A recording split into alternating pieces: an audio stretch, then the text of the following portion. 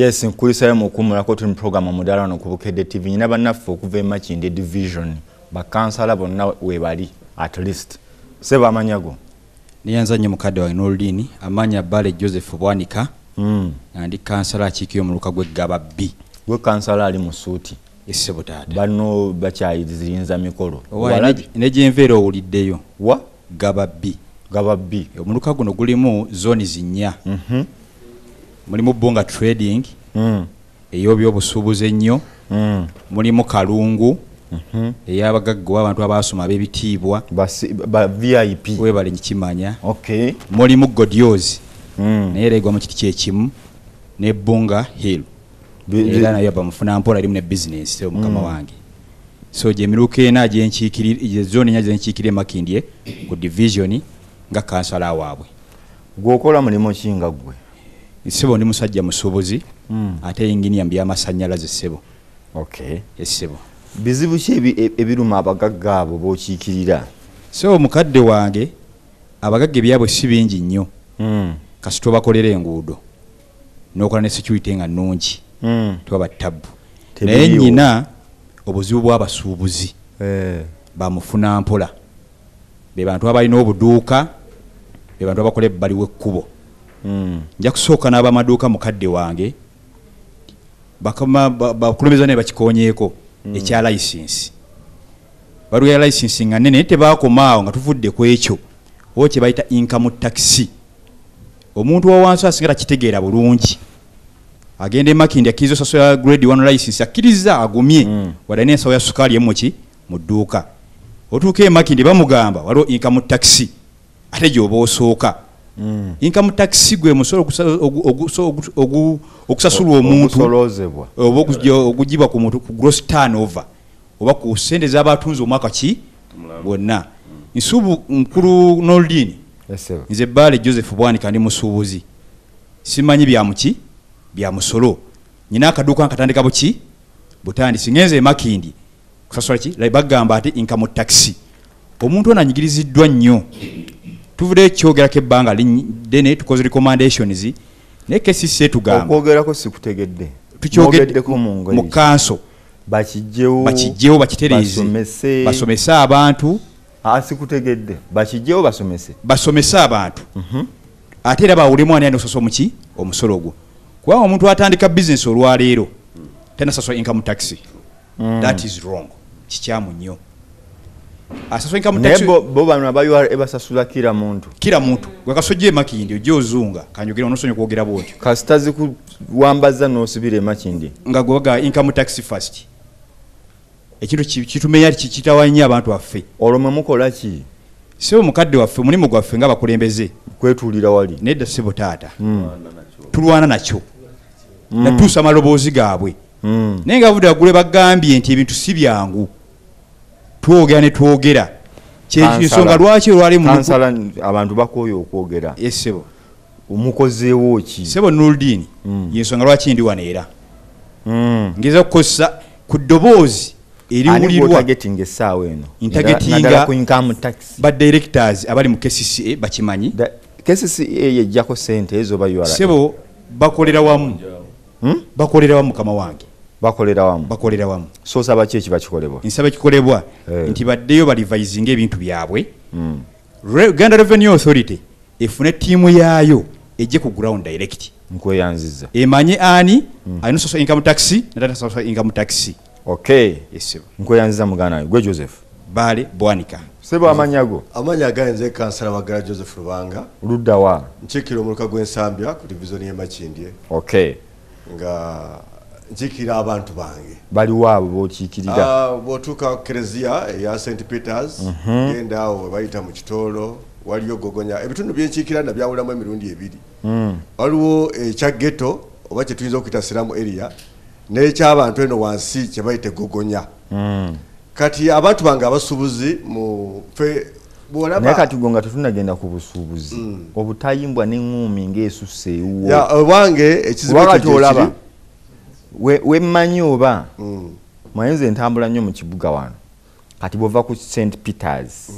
eryo ekkubo erya Kolas erikkirira ogwe waggulu Makindye oyo baliyita batya eryo and road lyeryo eriguka obude ku ddwaliro bwotyo zokkirire kati wakati awo waliwo aka petrol station akali awo akatonotono waliwo hampu awo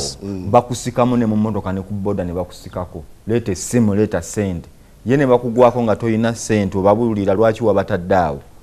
ekyo kyogera kituufu okozewo twakwataganye ne security twakwataganye ne nkoyo sebo twakwataganye n'afande mwakwataganye nayo ddi kino kimaze emyaka gyonna era sebo ne sente kati bw'oyitawo ennaku zino watereddewo kubanga waliwo n'omuntu omu gwe batiddewo era ennaku zino recently yabadde akola ekintu ekyo naye kati abapoliisi bw'oyitawo essaawa ezo webali lwakuba nabo bali mu ngoye za leeya oyinza obutabayinaye nga tukikozeeko era subira obubbi tebukyali obukendedde ebitundu ebirala kyetukoze sebo tukwataganye n'abasirikale era twafuna projekiti tutaze okuterawo abaana abo ekibadde kibatwala okukola emirimu egyo lwakuba badde tebalina bye bakola tutaddewo projekiti twafuna Honorable Kasozi n'atuwa ebyuma ebyoza emmotoka. Honorable Kasozi ki? Kasozi akiikirira Ibrahimu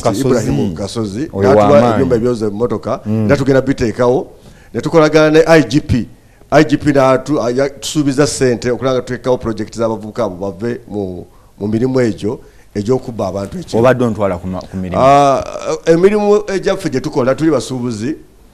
Abasuubuzi baneekolera jange buli ekigwawo kati tuli mu sizoni ya nseenene kati tusuubula nseenene ennaku zino. Tusuubula amenvu abantu bange tulina komite y'Abasudani basuubula amenvu basuubula ebinyeebwa era bw'olaba abatambuza amenvu ku nguudo omanya bavudde mu komite yange bavudde wange n'obuzibu bwe tusanze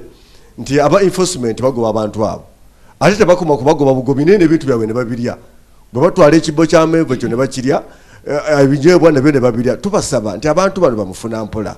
babakwate bulungi babasomese babagaye nti enguudo zino si nnungi kukolerako babalage enguudo ze balina okukola ky'okukolerako okusinga okulya ebintu byabwe. Kati ekizibu kyenfunyeyo sebo mu bbanga ttono nnyo naye gwe bakugamba asinga obbirya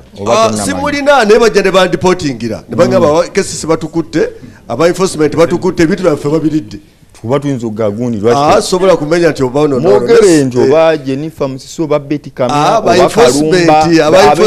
KCCA abakozi ba Jennifer Musisi be bakwata abantu bange abo nekyesa basooke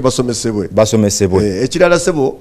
singa enkuba yeyongera okutonya bankolera agenda kujja kubanga bwegambe ffe tukola tuli ku season tuli mu kukongola nseenene naye KCCA tekyaleeta bimotoka kujjayo byoya bya nseenene ebyo era bw'oyita mu kitolo KCCA yebawe enseenene nedda mirimu gyaffe kubanga gavumenti erina okulabirira buli muntu kabere wa wansi wa license temwagala kubawooza ate mwagala abajjeko so mukama wange license tuziwa era waliwo ekibiina kye bayita eky'abaseenene gye tuweera license fe abasuubula enseenene gye tuweera license era license eyo bwe tugiwa sente zo zigenda mu gavumenti tuba tugamba KCCA ekomewo wansi etuyolera ebisaani nga wawoogamba nti ebisaaniiko biri awo biri mu kitolo oba bayita mu kitolo naye gwebonyebonye negyokyokikirira wali enguudo ez'entaana enguudo tugezezaako zikola ng'oluguudo lwa Kevida Road lwo lukoleddwa okujjako munda mwe bakyali obuzibu nga Audi Ave Maria naye nga Audi waliwo kojja wange kojjawo oluguudo tugenda kulukola kubanga balutadde mu contract bagenda kulukola sebo ogambaliriza KCCA tusaba ejje engeri gye tuwa license omuntu kati ayinza okubawa license awa emisolo egisoba mu 6 kuba jjukira naffe tuwa VAT tuwa license property rate n'emisolo emirala ffe twagala KCCA tukoleyo ekintu kimu service gye balina okuzza ewaffe kuyolera abantu kasasiro. Maama ogamba otya? Sebo salamu alaikum wa rahmatullahi wa barakatuh. Wa alaikum salam wa rahmatullahi wa barakatuh. Seba amanya gange Kkansala hawa semujuse Runkuuma enyabo nkulembera omuluka wa Makindye 1 ogwe muluka ogusookebwako mu Makindye 7 weewaawo gwegonga wakava ku mitale barracks awo wakava ekibuyo yambuka awo ku mitale barracks eyo ofisi yonga nkambu sebo nze njikiikirira abasirikale abo mukyalani nze mukyala hawa Serunkuuma sebo bizibu kikani nabe bizibu byemmanyi byebiri mu kitundu kyo binza okubanga ene waffe bizibu ngeyo zitiiki njereere mukama wange Noordeen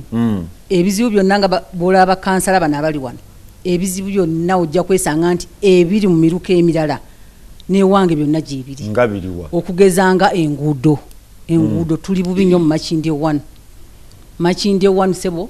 kantu alina omukisa guno okwanjulira nti nze ntwala omubaka waffe atukiikirira mu Makindye West Alan Sewanyana gwe Kkansala nze Kkansala we ne office ye kati gwe abamukamawo yabamukamawo abamukama wange waggulu wali ekiro ku ssaawa 4 abantu baŋŋamba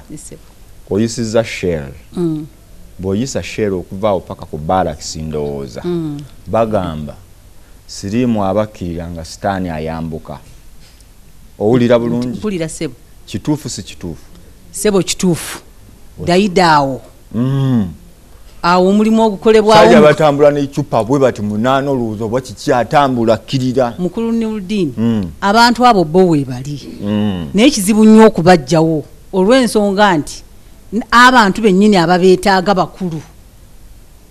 y'ensonga lwaki balemeddewo singa baali tebabeetaaga singa abantu abo baavaawo naye nga bw'omanyi omulimu gw'abakyala ogukolebwawo gwetaaga abantu bangi ate nga n'abantu bennyini abagwettaniramu abeetaavu bangi beetaavu ate nga babuvunaanyizibwa kati newekanga nti abantu abo si kyangu okubamalawo si kyangu kyakubamalawo ebizibu bye nnyina mu Makindye wano mukulu Noordeen nyina ekizibu kya kasasiro sebo nga wawaasinga okukwata sebo nnyinaawo we bayita ku St John mu Makindye 1 awo wansibisiza n'okunsibisa sebo naye waliwo kampani yayingiddemu awo eyo etuleetedde obuzibu mu Makindye eya home clean nga yo ate private company badema yayingidde kuyola kasasiro yayingidde naye talina capacity kati umulemu ate tukomewo